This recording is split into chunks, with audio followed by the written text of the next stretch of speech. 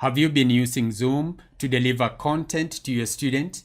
And probably you're afraid that when you share your screen with them, it might distract them. I have 5 ways that you can use Zoom to deliver content to your student effectively and safely.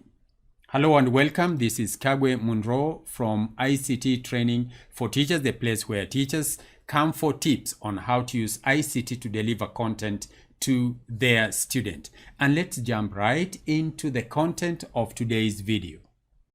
So over here, I have the interface that pops up anytime you want to use Zoom. And over here, I'm going to have just a meeting, just a fictitious meeting, so that I can be able to show you how you can use these features. The first thing when you get into Zoom is to do a little bit of setup. And you'll go to this gear icon here, and probably you want to go into video and ensure that your video is good with a good background. I have covered this one elsewhere. If you've not watched that video, just click up there. You will see that notification for that particular video. So you want to do the setup for the video and you want to do the setup for the audio, because you also want your audio to be quite good. So after you are through with those setups, you will put it away. I want to go right into where you want to do the sharing of your files or the sharing of your desktop.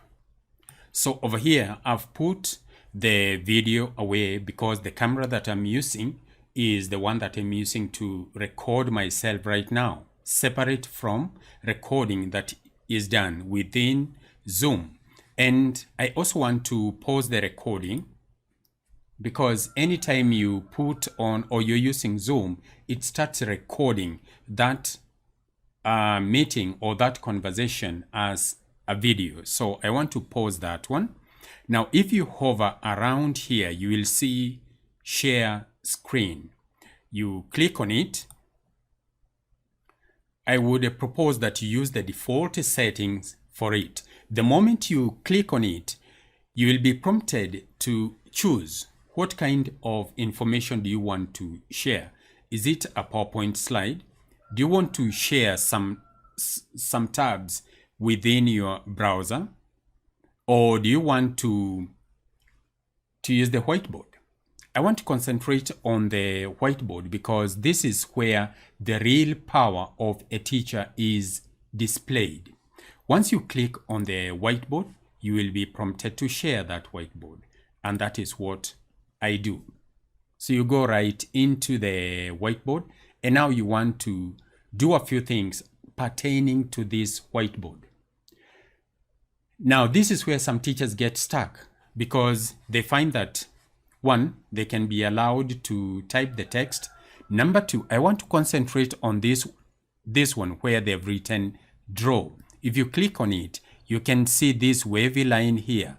Once you click on that, there is that pencil icon or the pen icon. It appears. You can go over here and choose the size of the writing.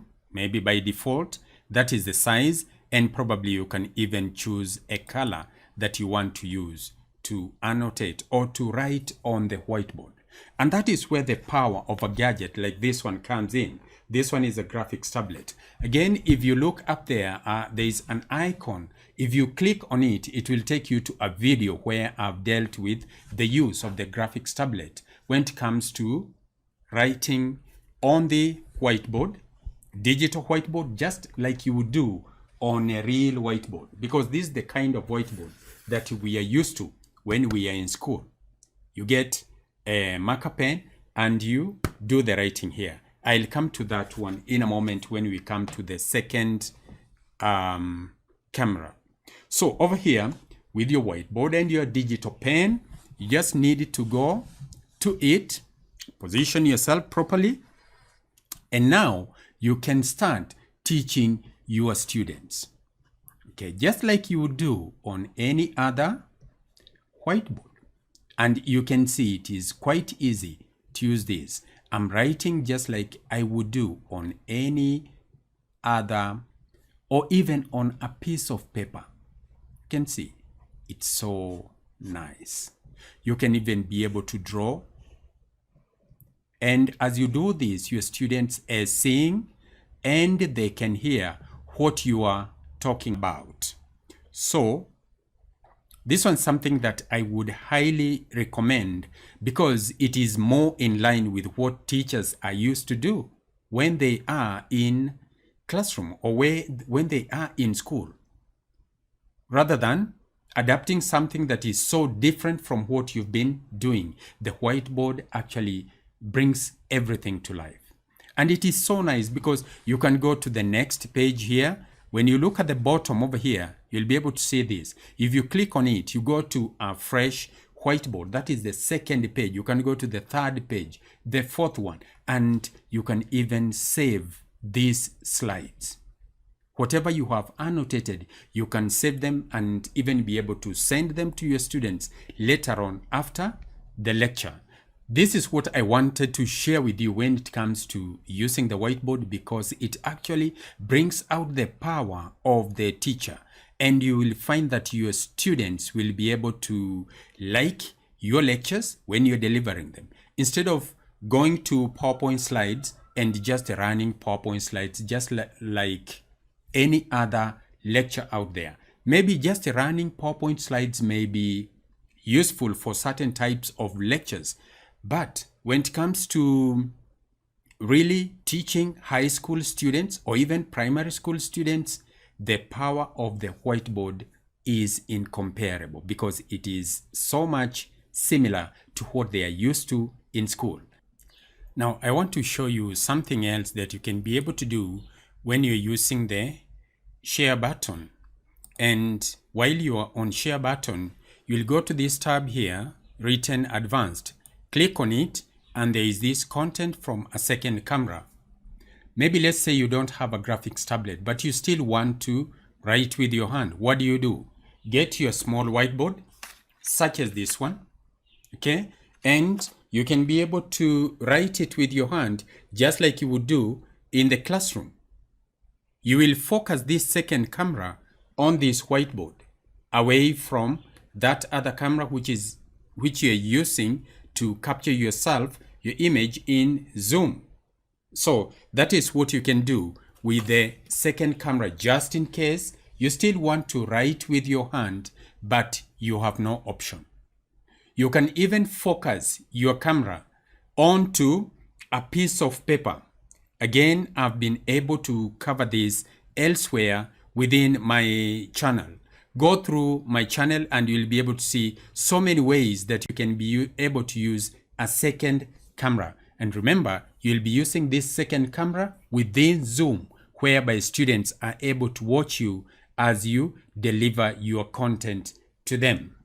Let's look at other features that you can be able to use when you are sharing. So I want to go into slide show, and I'll start with that current slide. Of course, I'm talking about the 5 best practices of sharing your screen. So I had prepared these 5 methods or 5 ways or practices of sharing your screen on a PowerPoint slide. So I'm sharing the PowerPoint slides that I had prepared, and I've clicked on the slideshow, and you can be able to see that the first point is to ensure your video has got appropriate background, and I've already talked about that. Make sure that it is neat, simple, and it helps you to deliver the message. The next one, use default settings of the sharing features which are found within Zoom. If you're using Zoom for the first time to teach, then there are those default settings. That is the second thing that you need to do. Number 3, you have all the files already opened and visible in your desk, in your taskbar of your computer.